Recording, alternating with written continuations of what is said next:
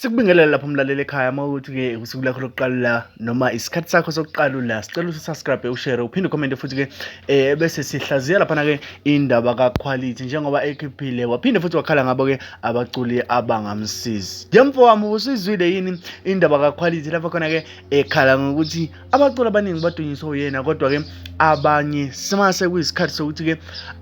bamphushe njengoba ekhiphe i-CD ethi Life is Magic sebehosha mfowethu ngizwile leyo ndaba and futhi nasibonile laphana ey'nkundleni zokuxhumana abantu bekhala kakhulu ngoSminoff bethi-ke hawu ndoda sengingaze-ke kube ukuthi umfana uzoyikhulumela ukuthi-ke anisamphushi ngoba kwenze njani yini le ayenzile ngako. Kanti abanye abalandeli bakhuluma nabantu bathi-ke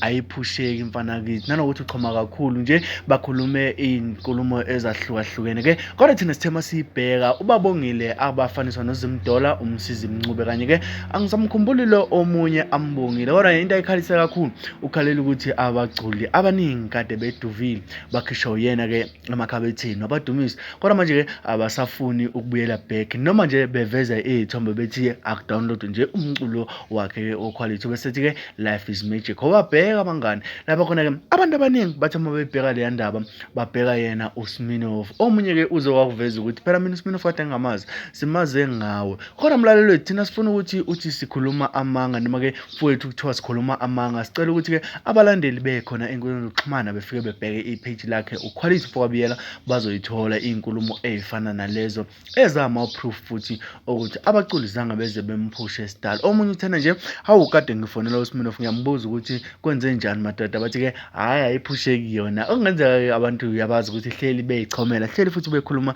iy'ndlela ezahlukene kanti uzokhumbula ukuthi uQuality uthena laphana uwasha imali hhayi ngobonakho eculela.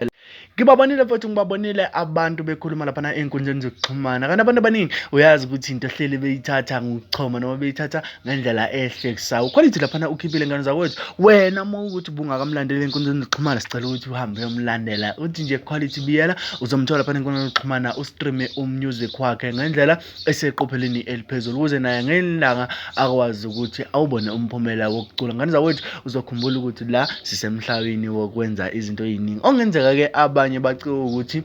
uthi uwasha imali kanti nento ayiculile ayikho. Sazi-ke sizwa ngabantu besho thina ey'nkundleni zokuxhumana semlaleli uQuality samdownloada futhi khona-ke usedownloadiwe la ekhaya elikhulu njengeGolva TV ngane zakuthi thina sifisa ukuthi sikhulume kakhulu thina siyafisa ukuthi nangelanga uzokwazi ukuthi uthole ingxoxo efana nalena sihleli lapha khona-ke nomfowethu uThuthukani